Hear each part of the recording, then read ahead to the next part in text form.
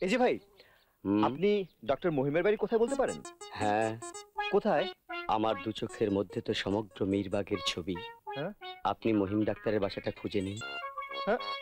এই, যাব বাবা, কোথায় এলাম? এই নোটটা কিন্তু আমাকে দিবি, আচ্ছা। ঠিক আছে? আরে স্টাডি টুরে মেগুলি না?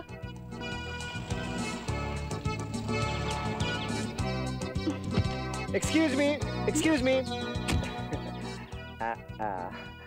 হ্যালো।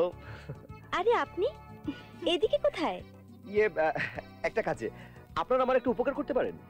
করব, বলুন। এই ডক্টর মহিমের বাড়িটা কোনটা বলুন তো?